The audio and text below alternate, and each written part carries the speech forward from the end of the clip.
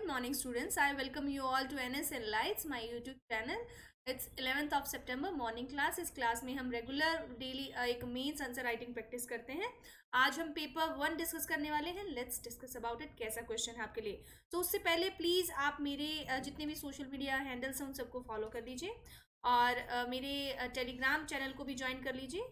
और फर्दर आपको वहाँ पे PDF और इन्फॉर्मेशन मेरी क्लासेस के रिगार्डिंग मिलता रहेगा.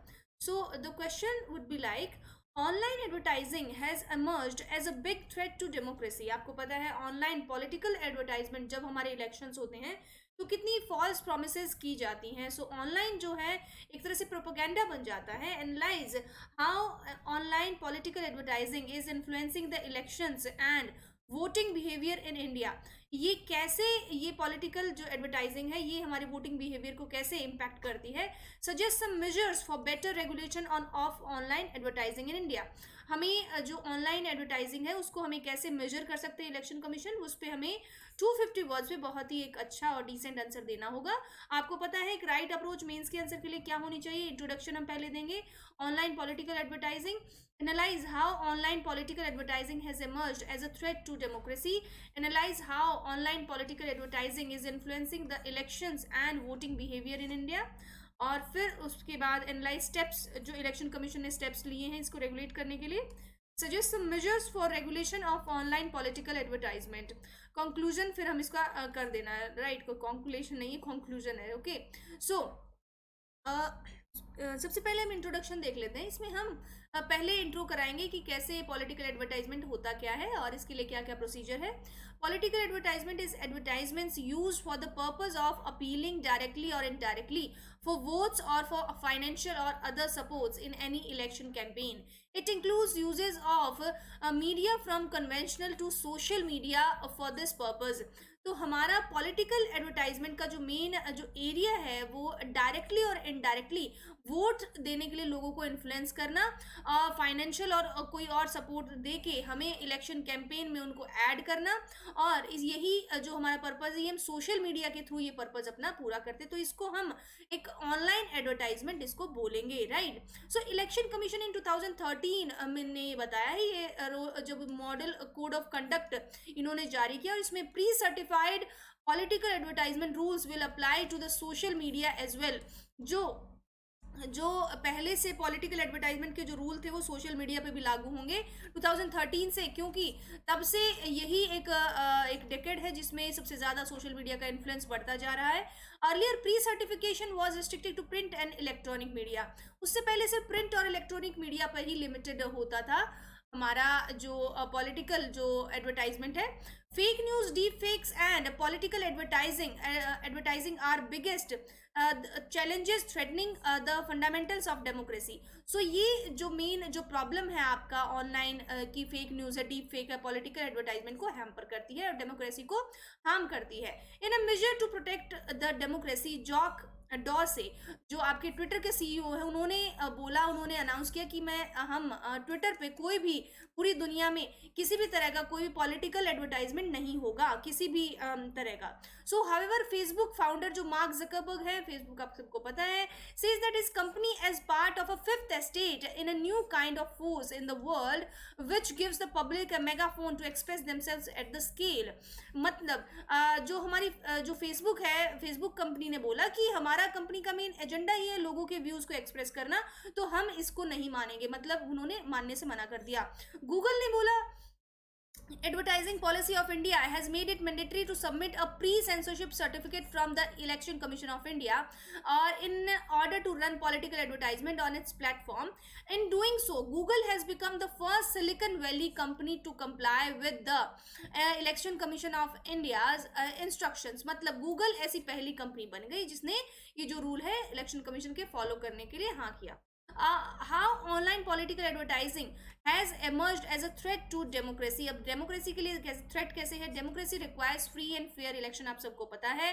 डेमोक्रेसी का मतलब ये है voters should be given all the details they need to make an informed decision. मतलब किसी भी पॉलिटिकल पार्टी के लिए वोटर्स को एक अच्छे से उसके बारे में इंफॉर्मेशन पता होना चाहिए, और ये इंफॉर्मेशन हम आपको गूगल के थ्रू, आपको ऑनलाइन जो सोशल मीडिया साइट्स है उसके थ्रू आपको मिलनी चाहिए।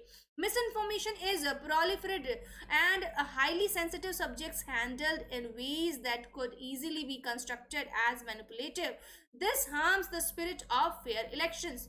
तो फेयर इलेक्शंस की जो बात है, मिस इन्फॉर्मेशन ये हार्म करती है आपके जो इलेक्शन को अच्छी तरह से होने में, और इसीलिए ये जो फेक न्यूज़ का है, जो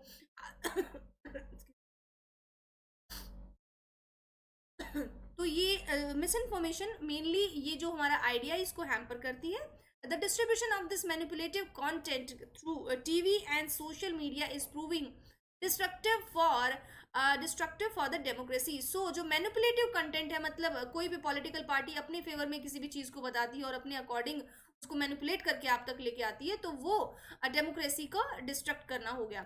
a self regulatory system has not worked, मतलब इसमें हमारा जो हम ऑनलाइन जो भी एडवर्टाइजमेंट है उसमें कोई सेल्फ रेगुलेटरी सिस्टम है वो उसने वर्क नहीं किया। कैसे? Political parties are morally responsible to follow a code of conduct during election. आप सबको पता है इलेक्शन कमीशन हमारी कॉन्स्टिट्यूशनल बॉडी है, और इसके अंडर जो मॉडल कोड ऑफ कंडक्ट बनाया जाता है इलेक्शन से पहले, तो वो सबको फॉलो करना होता है। In the absence of independent controls the only thing we are left to cling to in the hope that political campaigning follows some set of rules are the morals of politicians, which is illogical।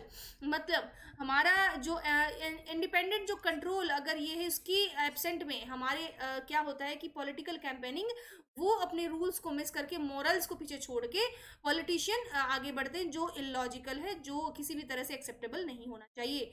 Politicians simply shrug off the issues of continue without any regulation. A self-regulation model of media has failed and brought fissures to the surface, and it needs to be regulated। मतलब जो politicians है अपने फ़ायदे के लिए जो data है उसको मैनिपुलेट करते हैं, सेल्फ रेगुलेट करते हैं, और ये किसी भी तरह से ये एक्सेप्टेबल नहीं होना चाहिए। Freedom of speech does not grant the right to betray. मतलब आपका जो फ्रीडम ऑफ स्पीच है इसका मतलब ये नहीं है कि आप कुछ भी बोले और आपको बोलने दिया जाए, राइट। तो freedom of speech provides that political advertising should not be strictly regulated. मतलब फ्रीडम ऑफ स्पीच ये कहता है कि पॉलिटिकल एडवर्टाइजमेंट बहुत ही स्ट्रिक्टली रेगुलेटेड नहीं होना चाहिए, पॉलिटिकल विल भी इसमें होना चाहिए, but freedom of speech is mean to ensure protection of diversity of opinion and the individuals right to express in a reasonable manner. मतलब फ्रीडम ऑफ स्पीच आर्टिकल 19 का हमारा मतलब ये होता है कि आप एक मैनेजेबल, एक रीजनेबल मैनर में हम जो एक इंडिविजुअल के आइडियाज होते हैं वो सबके सामने लेके आए जाए, ना कि आप जो बोलना चाहते हैं चाहे वो किसी के लिए गलत ही क्यों ना, मॉडल कोड ऑफ कंडक्ट के अगेंस्ट क्यों ना हो, आप फिर भी बोल रहे हैं तो वो गलत हो जाएगा। लाइज, झूठ बोलना, deception and treachery are not covered under freedom of speech to influence voting behaviour. Manipulated content is encourages with freedom of speech. मतलब झूठ बोलना, गलत बातें फैलाना, अफवाह फैलाना, तो इस तरह की जो चीज़ें हैं ये फ्रीडम ऑफ स्पीच में बताई नहीं गई हैं, इनका एक्सप्लेन नहीं किया गया है, तो इसीलिए कई बार इनका मिसयूज भी हो जाता है।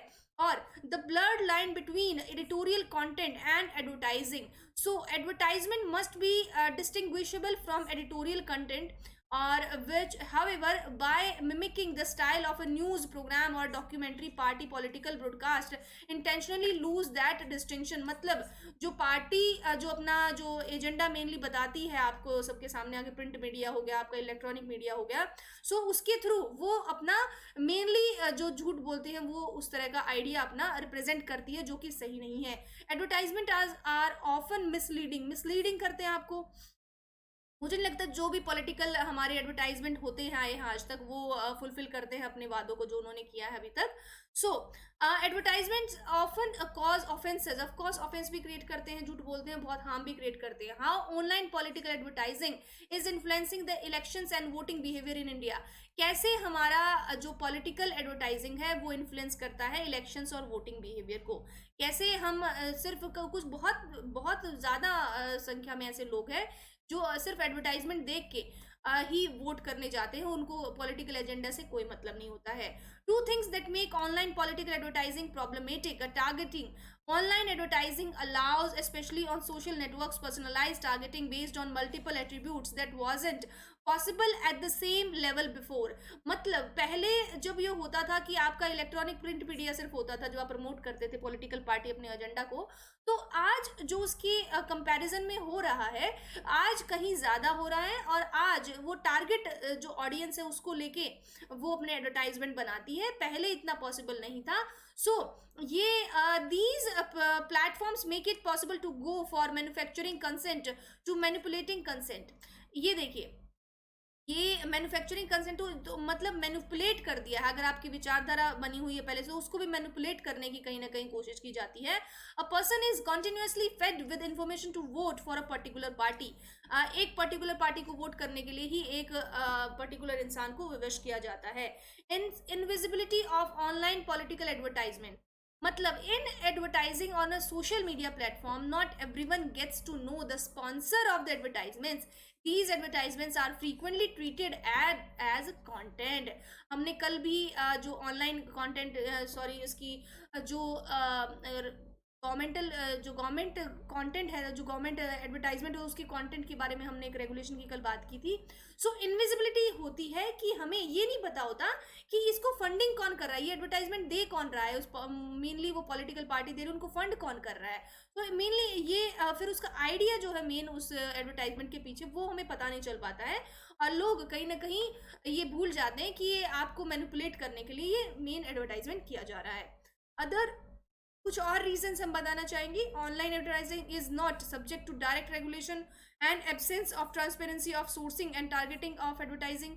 मतलब ऑनलाइन एडवर्टाइजमेंट है, ये डायरेक्ट रेगुलेशन का एक सब्जेक्ट नहीं है, बहुत ही कॉम्प्लिकेटेड है. No limit to volume of advertising और spend in respect to referendums statutory spending limits are not in place of parliamentary और असेंबली इलेक्शन. मतलब जो इस पे स्पेंडिंग होती है वो डिफाइन नहीं है कि कैसे आपको स्पेंड करना है, कितना करना है, लिमिट डिफाइन नहीं है. So the speed at which disinformation can be spread and accessed online means that online platform present a particular risk in relation to disinformation and deliberate bias. मतलब जिस स्पीड से आपको डिसइंफॉर्मेशन दी जाती है और ये स्प्रेड की जाती है ऑनलाइन, इसका मतलब है कि ऑनलाइन प्लेटफॉर्म एक तरह से रिस्क आपके लिए क्रिएट कर रहा है डिसइंफॉर्मेशन बताने के लिए, आपको जो आपका व्यूज है उसको बायस करने के लिए एक तरह से आपको मैनिपुलेट किया जा रहा है. Online manipulation including boats. ये देखिए, particularly in respect two of micro targeting, ओपेकनेस in privacy and consent controls. मतलब इसमें कोई भी आपको ट्रांसपेरेंसी नहीं है, ओपेक है एकदम, आपको पता नहीं है कि क्या बताया जा रहा है और क्या आपका कंसेंट, उनका कंसेंट है बताने का.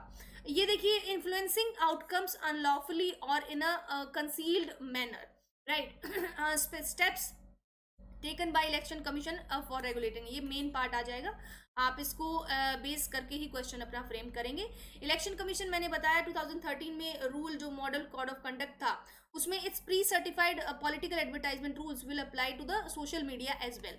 मतलब सोशल मीडिया पे जो पहले जो रूल्स थे वो अब सोशल मीडिया भी उसमें इंक्लूड कर लिया, वो उस पर भी ये रूल लागू होंगे. Measures for regulation of online political advertising.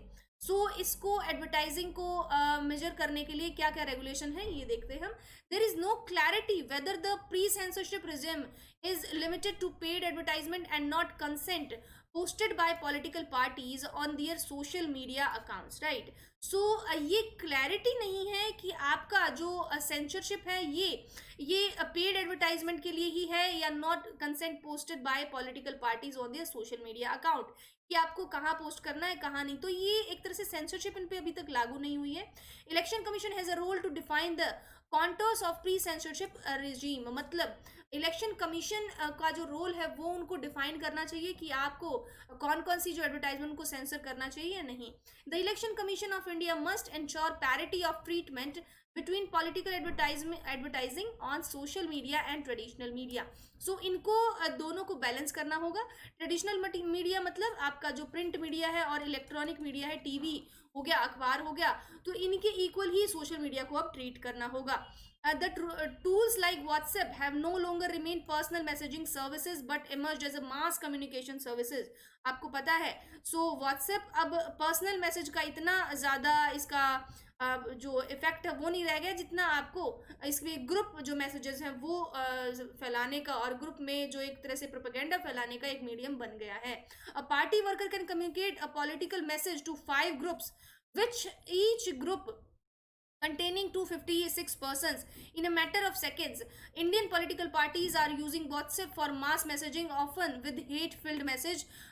How should the law classify these messages sent to the 280 persons without any cost? मतलब हमारी इलेक्शन कमीशन ऑफ इंडिया इस पे क्यों लुकआउट नहीं करती है कि ये फॉरवर्ड करने का, मैसेज फॉरवर्ड करने का कितना बड़ा एक मीडियम है, फ्री मीडियम है, और कितना हेट्रेड इससे फैलाया जा रहा है और जा सकता है कि आपको एक समय पे in the matter of seconds आप 256 को एक साथ मैसेज कर सकते हैं और इतने लोगों को एक साथ मैनेज भी कर सकते हैं, अपना हेट स्पीच जो फैला सकते हैं. It is the need of the hour that electoral laws in India must be drafted. ये बिल्कुल सही टाइम है कि हमारे इलेक्टोरल लॉज हैं जो इंडिया में दोबारा से फॉर्म किए जाने चाहिए, specifically into a new act giving powers to the authorities to deal with the ever growing area of digital media and its issues, to ensure that the elections are held in a truly fair and competitive manner and the true purpose of democracy is served in a fair manner. आपको बिल्कुल ये बताया जाना ज़रूरी है election commission of India को कि हमारी डेमोक्रेसी का मेन पर्पस क्या है, आपका फ्री और फेयर इलेक्शन हो, उसके लिए ये जो रेगुलेशन है और ज़्यादा स्ट्रिक्ट करने की ज़रूरत है. अब कंक्लूजन इस क्वेश्चन के लिए हमने काफ़ी सारे पॉइंट इसमें इंक्लूड किए कि इलेक्शन कमीशन का क्या स्टेक होना चाहिए, हमारे क्या क्या पॉइंट्स है जो हमें मिसलीड किए जा रहे हैं, और मेनली जो पॉलिटिकल एडवर्टाइजमेंट है वो क्या होता है, सोशल मीडिया इसके लिए क्या बोलता है.